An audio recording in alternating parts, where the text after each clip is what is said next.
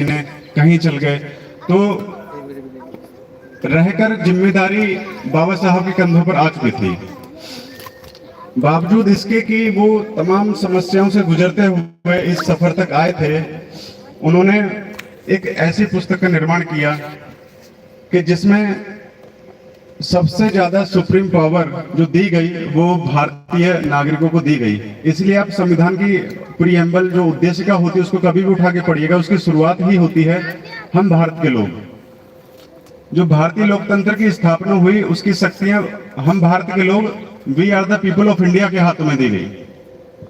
साथ में इसी चर्चा को आगे बढ़ाने के लिए मैं हमारे बीच उपस्थित अनिल जी से आग्रह करता हूं कि वो मंच पर आएं और अपने विचारों को आप तक प्रेरित करें। माननीय अनिल कुमार जी, साथ में आपसे तालियों की उम्मीद करता हूं कि आप तालियां बजाकर इनका स्वागत करें।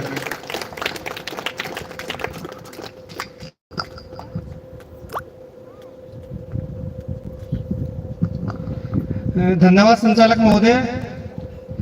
साथियों, एक जोर से नारा लगाएं, जय भीम, जय भीम। साथियों, जो मंच से इधर इस और बैठे हैं, जो भी पुष्प अर्पण करना चाहे वो पुष्प अर्पित कर सकता है।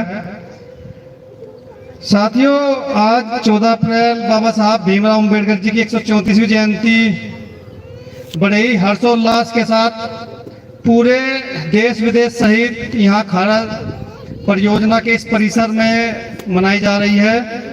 और इस बात की बहुत खुशी है कि इसको इस बार राष्ट्रीय लेवल पर खासकर भारत सरकार के द्वारा एक उत्सव के रूप में घोषित किया गया है। हमारे जो भी वकील जी हैं उन्होंने काफी अच्छा बताया। साथियों,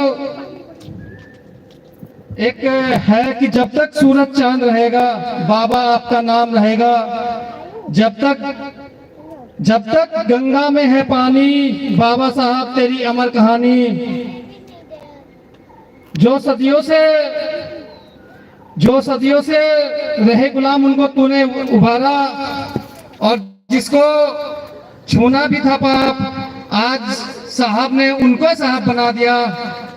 ये वो नाम है डॉक्टर B.R. अम्बेडकर, जिसने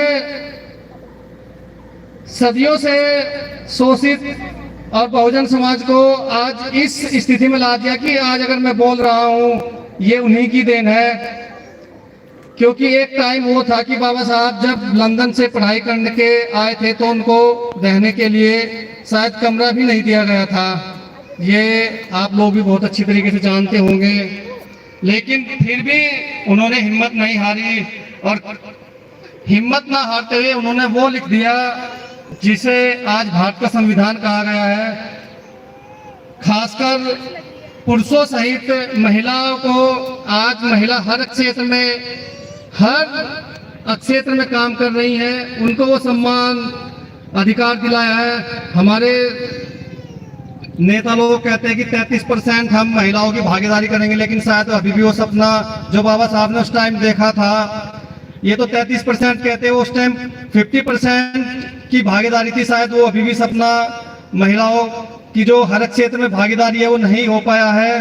तो इस और भी केवल किसी एक की जिम्मेदारी नहीं, हम सबकी सामूहिक जिम्मेदारी बनती है कि अपने परिवार की महिलाओं को ज्यादा से ज्यादा शिक्षित करें, और आने वाली जो बच्चे हैं उन्हें ज्यादा से ज्यादा शिक्षित करें, अच्छा एजुकेशन का स्तर उनको उपलब्ध कराएं।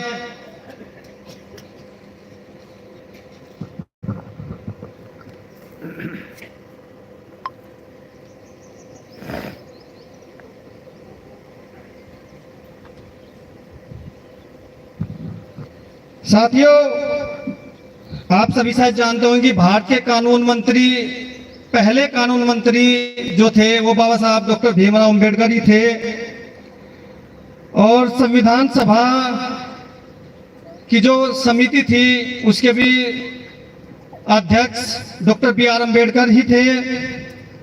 जो कार्य बहुजन लोग कहते हैं कि बहुजन समाज के लिए किया है, मेरा मानना है कि